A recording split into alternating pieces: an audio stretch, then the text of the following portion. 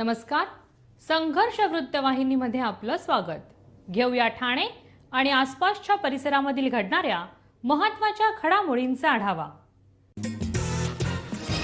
महानगर गॅसची वाहिनी टाकत असताना ठाण्याला पाणी पुरवठा करणाऱ्या जुन्या जलवाहिनीला भगदाड पडण्यात आलेला आहे. ठेकेदाराच्या हलगर्जीपणामुळे ही जलवाहिनी फुटली होती. ही जलवाहिनी दुरुस्त केल्याचा दावा ठाणे महानगरपालिकेकडून करण्यात आला होता. मात्र हा दावा करून ठाणे महानगरपालिकेने ठाणेकरांची फसवणूक केली आहे.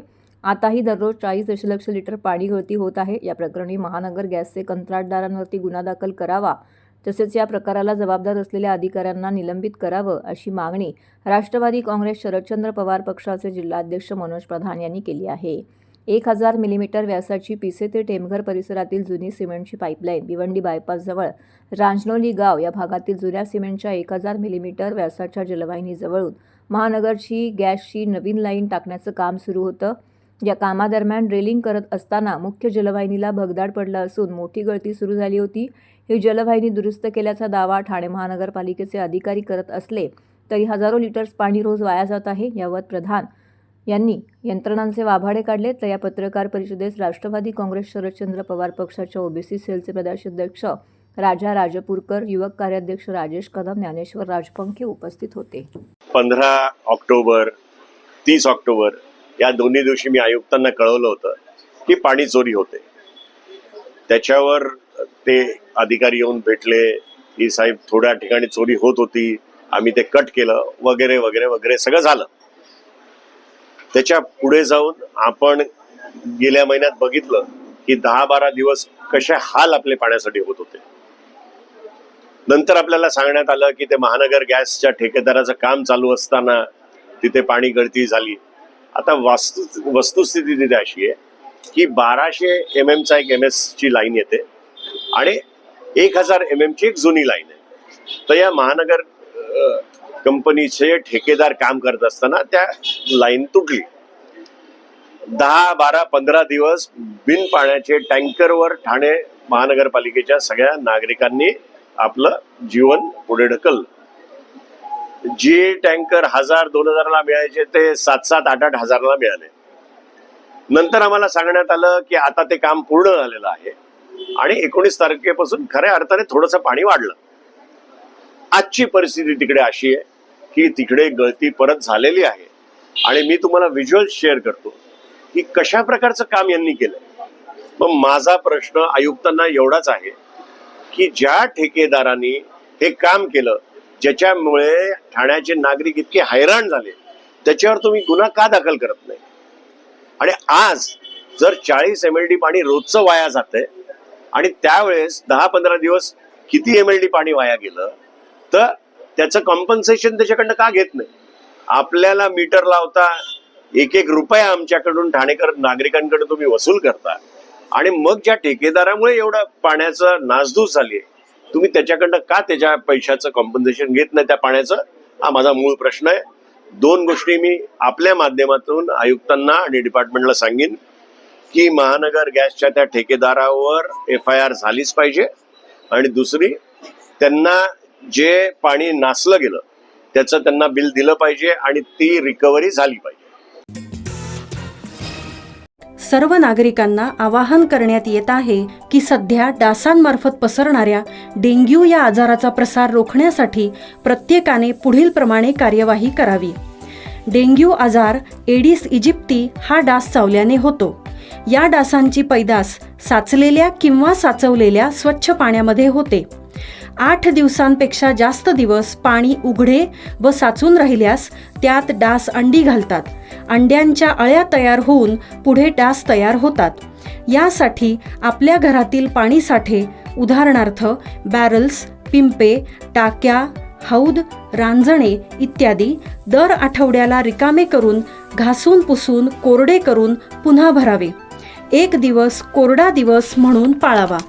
पाणी साठ्यांना घट्ट झाकणे बसवावीत किंवा जुनी साडी, चादर, धोतर यांनी बांधून झाकून ठेवावीत, म्हणजे डास त्यात जाऊन अंडी घालणार नाहीत. घराच्या गच्चीवर, आजूबाजूला, अंगणात कोठेही पाणी साचू देऊ नये. भंगार सामान उघड्यावर टाकू नये. उदाहरणार्थ टायर्स, प्लास्टिक सामान, कुंड्या, टाकाऊ वस्तू इत्यादी. अशा सामानात पावसाचे पाणी साठून त्यात डेंग्यूच्या डासांची पैदास होते. घरातील कूलर्स, फ्रीजच्या पाठीमागील ट्रे हे देखील वेळोवेळी कोरडे करावेत. लक्षात ठेवा, नुसत्या फवारणीने डास घनता कमी होत नाही, तर त्यासाठी डास पैदास ठिकाणे नष्ट करणे ही आपल्या सर्वांची जबाबदारी आहे. कोणताही ताप अंगावर न काढता जवळच्या शासकीय रुग्णालयात मोफत औषधोपचार घ्या. अशा प्रकारे नागरिकांनी सहकार्य केल्यास डेंग्यूचा प्रसार रोखणे सहज शक्य आहे.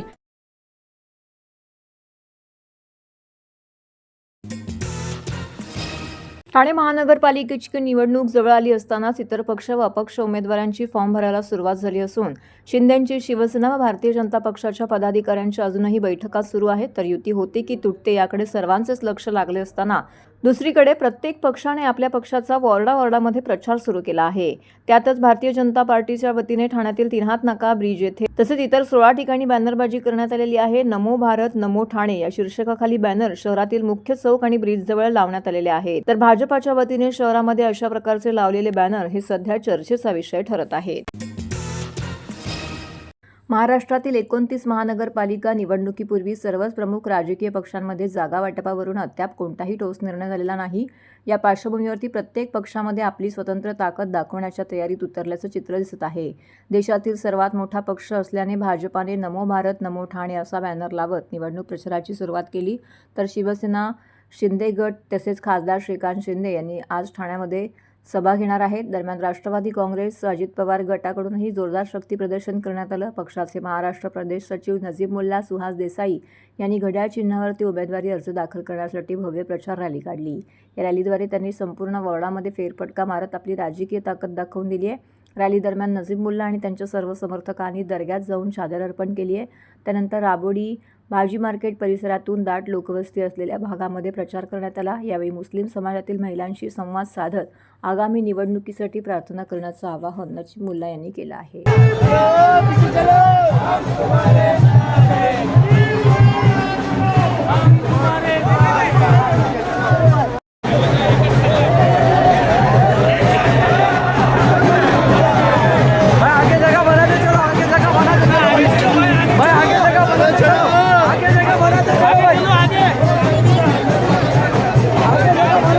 सुहास देसाईंनी पण अर्ज दाखल केलाय, वैदा खाननी पण केलाय, अंकिता शिंदेनी पण केलाय. 2 उमेदवार आणि आम्ही एक असलेली खुला प्रवर्ग महिला याच्यात अंकिताताई आणि वैदाताईंनी दाखल केलाय.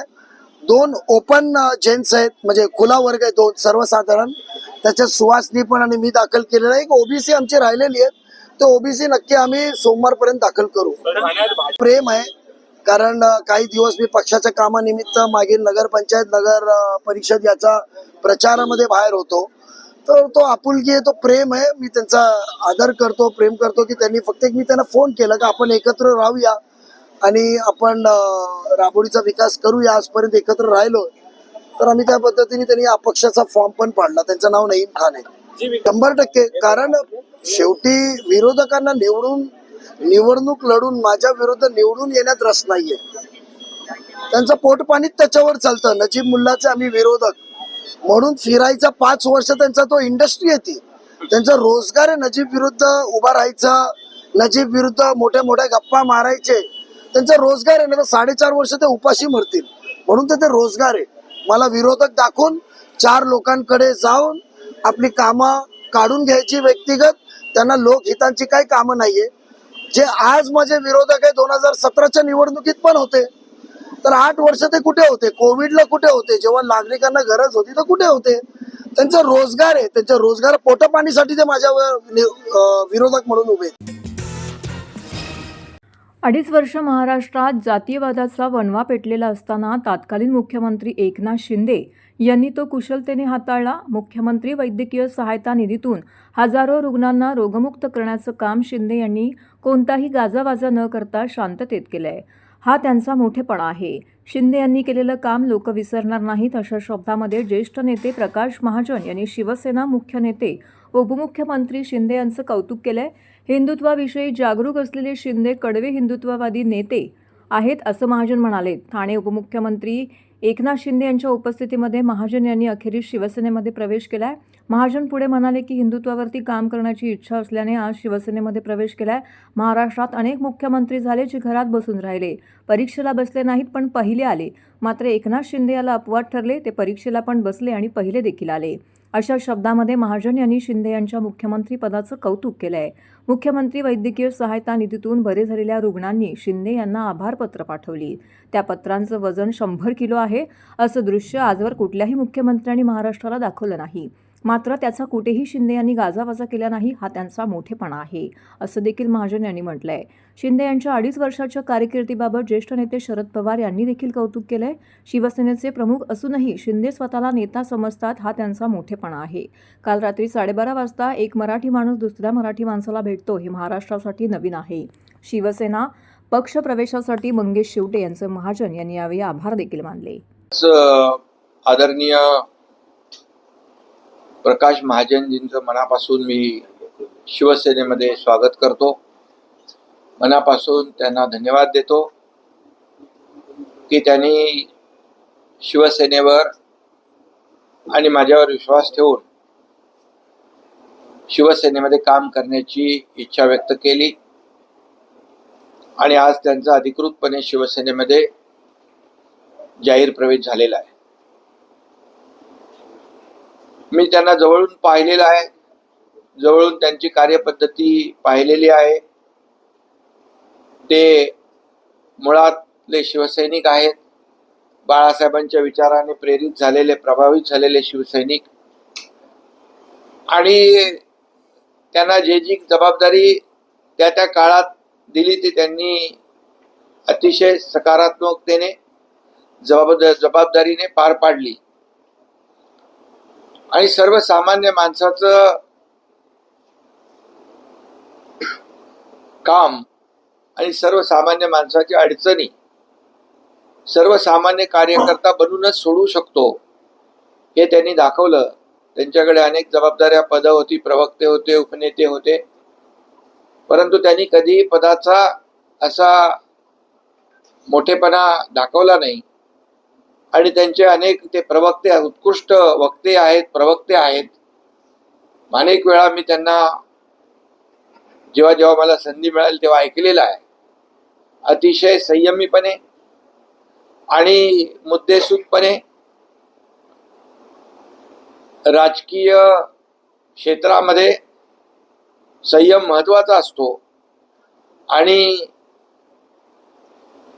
काही लोक सनसनाटी पसरवण्यासाठी खालच्या पातळीवरची वक्तव्य करत असतात, परंतु प्रकाश महाजनजी यांनी कधीही बोलताना आपली गरिमा किंवा जे काही राजकारणामध्ये काही पथ्य पाळायची असतात ती सोडली नाहीत.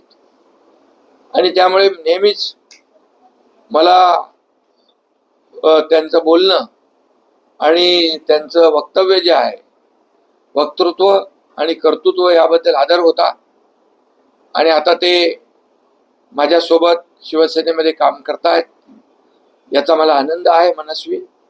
आणि त्यांनी याचाही उल्लेख केला की 2.5 वर्षाचा मुख्यमंत्री पदाचा काळ आणि गेल्या अनेक वर्षांचा माझा राजकीय सामाजिक जो प्रवास आहे तोही त्यांनी पाहिलेला आहे.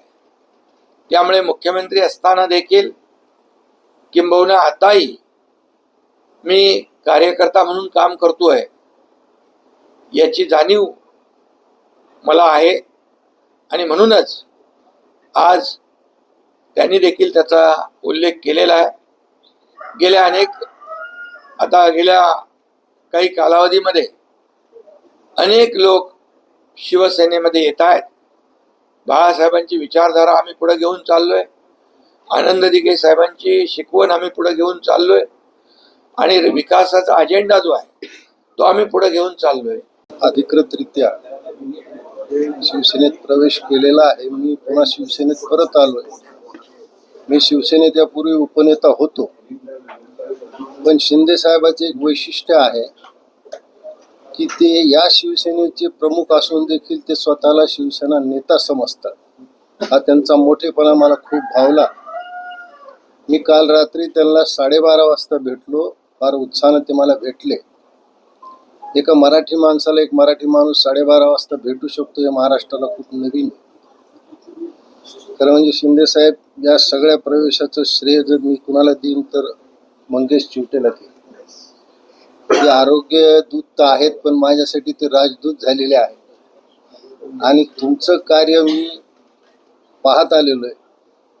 मला मंगेशजीने एक फार मोठं तुमचं कार्य दाखवलं आणि मला खूप आश्चर्य वाटलं की ज्या रुग्णांना तुम्ही मदत करून रोगमुक्त केलं किंवा जीवदान दिलं, त्या सगळ्यांनी तुम्हाला जे आभार प्रदर्शनाचे पत्र पाठवले त्या सगळ्यांचं वजनच 100 किलो आहे. मला सांगा, असं दृश्य यापूर्वी महाराष्ट्रात किती मुख्यमंत्री होऊन गेले त्यांनी दाखवलंय मला माहिती. आणि हे काम तुम्ही इतक्या शांततेनं केलं, त्याचा कुठेही गाजावाजा केला नाही. एखादा जसा देवदूत एखाद्याला मदत पाहिजे असते, तो गपचूप त्याच्या उशाला ठेवून निघून जातो. तुम्ही जरी गपचूप निघून गेला असला तरी लोक तुम्हाला कधी विसरणार नाही. माझी इच्छा हिंदुत्वावर काम करायची होती आणि आपण हिंदुत्वाच्या विषयी खूप जागरूक आहात, केळवे हिंदुत्ववादी आहात. आपण मला प्रवेश दिला त्याबद्दल धन्यवाद. ठाणे महानगरपालिका सार्वत्रिक निवडणूक 2025-26च्या पार्श्वभूमीवरती क्षेत्रीय अधिकाऱ्यांसाठी विशेष प्रशिक्षण कार्यक्रमाचं आयोजन आज डॉक्टर काशीनाथ घाणेकर नाट्यगृह येथे आयोजित करण्यात आलं होतं. निवडणूक उपायुक्त उमेश बिरारी यांनी सर्व क्षेत्रीय अधिकाऱ्यांना सोपवण्यात येणाऱ्या कामकाजाची माहिती दिली आहे. यावेळी उपायुक्त जी गोदेपुरे देखील येथे उपस्थित होते. लोकसभा, विधानसभा आणि महानगरपालिका निवडणुकीकरिता उपलब्ध असलेल्या मशीनमध्ये कोणता फरक आहे त्यांनी सांगितलं. यामध्ये व्हीव्हीपॅट मशीन नाही, मॉकपोल, प्रत्यक्ष मतदानाचं 1 तास आधी सुरू करणे, बॅलेट युनिट आणि कंट्रोल युनिट यांची जोडणी कशी करावी, END बटनाचं महत्त्व तसेच पथकांची रचना याबाबत त्यांना मार्गदर्शन केले. या प्रशिक्षणामध्ये EVM मशीनची रचना, कार्यपद्धती, मतदानाच्या दिवशी घ्यावयाची खबरदारी, मॉकपोल प्रक्रिया, सील लावण्याची पद्धत तसेच मतदानानंतर मशीन सुरक्षितरित्या स्ट्रॉंग रूममध्ये जमा करण्याची प्रक्रिया समजावून सांगण्यात आलेली आहे. कोणत्याही तांत्रिक अडचणी उद्भवल्यास तात्काळ कोणती कार्यवाही करावी याबाबतच्या देखील सूचना देण्यात आलेल्या आहेत. निवडणूक प्रक्रिया पारदर्शक, निर्भय आणि सुरळीतपणे पार पाडण्यासाठी क्षेत्रीय अधिकाऱ्यांची भूमिका अत्यंत महत्त्वाची असल्याने या प्रशिक्षणामध्ये निवडणूक कायदे, आदर्श आचारसंहिता, मतदान प्रक्रियेतील जबाबदाऱ्या, मतमोजणी पूर्व आणि मतमोजणी दरम्यान घ्यावयाच्या खबरदाऱ्या तसेच तक्रार निवारण यंत्रणा याबाबतचे सविस्तर मार्गदर्शन करण्यात. अटल फाउंडेशन दिल्ली यांच्या वतीने देण्यात येणारा प्रतिष्ठेचा अटल गौरव पुरस्कार ठाणे शहराचे आमदार संजय केळकर यांना जाहीर करण्यात आला आहे. खोपट येथील भाजप कार्यालयात अटल फाउंडेशनच्या राज्य कार्यकारिणीने आयोजित केलेल्या कार्यक्रमामध्ये हा पुरस्कार त्यांना प्रदान करण्यात आला आहे. नवी दिल्लीत 23 डिसेंबर रोजी महाराष्ट्र सदन येथे आंतरराष्ट्रीय अटल सन्मान सोहळा झाला. ठाण्यामध्ये सुरू असलेल्या महापालिका निवडणुकीची जबाबदारी आमदार संजय केळकर यांच्यावरती असल्याने ते या सोहळ्यास उपस्थित राहू शकले नाहीत.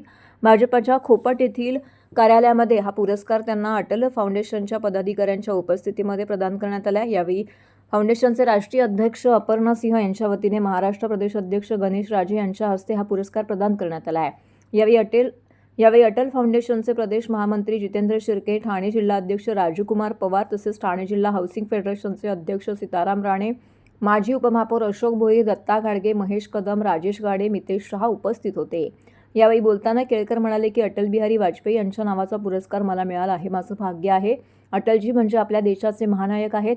अद्वितीय असं व्यक्तिमत्व आहे. ते कवी होते. लोकप्रतिनिधी कसा असावा याचा ते आदर्श होते. हा पुरस्कार केवळ माझा नसून माझ्या सर्व सहकाऱ्यांचा आहे. जसं पेराल तसं उगवतं असं यावेळी केळकर यांनी म्हटलं आहे.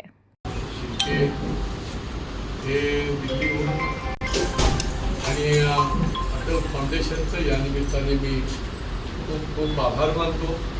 एक म्हणजे अटलजींच्या नावाने पुरस्कार असल्यामुळे त्या पुरस्काराची देखील उंची जी आहे ती मोठी झालेली आहे. हा खरा म्हणजे ठाणेकरांना सन्मान आहे, कारण मी जन्म देखील माझा इथला आहे आणि कर्म देखील इथेच आहे.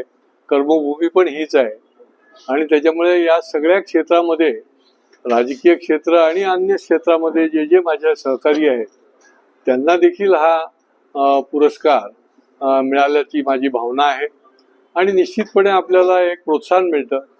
पुरस्कार मिळाला की आपल्याला काम करण्याची एक गती येते, आणखीन एक ऊर्जा मिळते आणि आपल्या कामाची एक पोचपावती आपल्याला मिळते आणि ती निश्चितपणे या निमित्ताने मिळाली आणि ते देखील आंतरराष्ट्रीय अटल पुरस्काराच्या निमित्ताने एक ज्याला म्हणता येईल की दर्जेदार अशा प्रकारचा अटल फाउंडेशनने हा पुरस्कार दिलाय.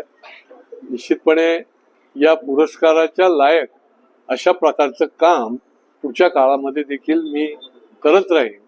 एवढंच मी या निमित्ताने याच्या संबंधामध्ये मी कटिबद्ध असेल एवढंच या निमित्ताने मी सांगलीला निमंत्रित केलं होतं, परंतु निवडणुकीचा काळ आहे आणि या निवडणुकामध्ये मी निवडणूक प्रमुख आहे आणि 2 दिवस मी इथून तो पुरस्कार घेण्याकरता जाणं म्हणजे माझं कर्तव्य मी सोडून पुरस्काराला जाणं असं होतं.